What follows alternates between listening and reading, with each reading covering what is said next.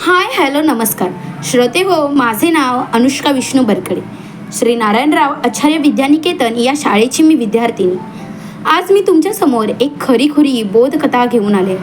कथेचे नाव अंतर्यामींचे सौंदर्य. एका शहरात एक छोटी चिमुकली राहत होती. तिला सगळे लाडाने विजू म्हणत असत. विजू नाकाने जरा नकटीच होती नाही का. नकटी असल्याने तिला शाळेत सगळे नकटी नकटी नकटी चिडवत असत. रोजचं तर जाऊ द्याच हो, आजच्या दिवशी मात्र विजूला सगळ्यांनी अतिच चिडवले. विजू निराश झाली. शाळा सुटताच एकाही मैत्रिणीला न बोलता विजू घरी परतली. निराशाने घरी परतली आणि घरी येताच दप्तर टाकून आपल्याला कोणी पाहतंय का पाहिलं आणि आरशासमोर जाऊन उभी राहिली. काय वाटतं मुलांनो, विजू आरशासमोर का उभी राहिली असेल? विचार करा बघू. अहो, विजू आरशासमोर उभी राहून चक्क नाक ओढू लागली. ओढू लागली ओढू लागली ओढू लागली. नाक काय लांब होय ना, ते तर फक्त लालच होत होते. पण विजूला कोण सांगणार? इतक्यात हळूच आईने पाहिले. आईने पाहिल्यावर आई म्हणाली, अगं विजू, हे काय करतेस?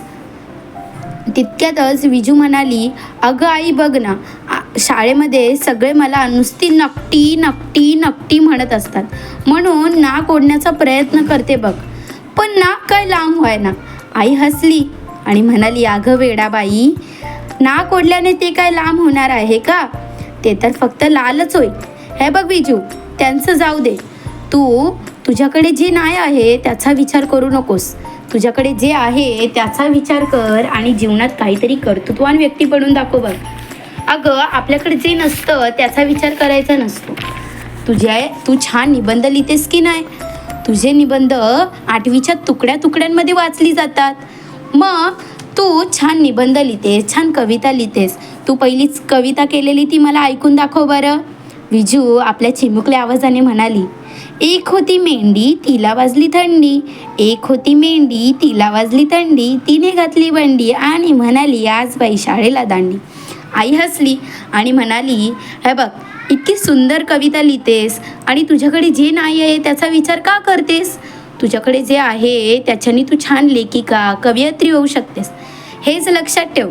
जे नाही त्याचा विचार करत बसू नको वेडाबाई. असे म्हणल्यावर आई विजूला म्हणाली, आज मी तुला काही शब्द सांगणार आहे. विजू म्हणाली, काय ग आई?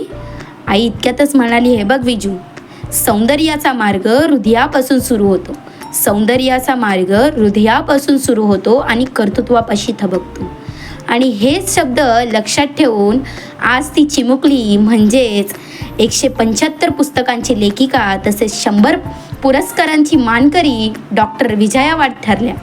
विद्यार्थी मित्रांनो, या गोष्टीचे तात्पर्य हेच आहे, मुलांना नेहमी एक गोष्ट लक्षात ठेवा, यशाची पायरी गाठण्यासाठी आपल्याला सुंदरतेचीच नव्हे तर सुंदर गुणांची गरज असते. आणि आपल्याकडे जे कला आहे त्यातून आपण कर्तृत्ववान बनू शकतो की नाही. आपल्याकडे जे नाही आहे त्याचा विचार करत बसू नका. आपल्या कर्तृत्वाने आपण यशाचे शिखर गाठू शकतो. धन्यवाद.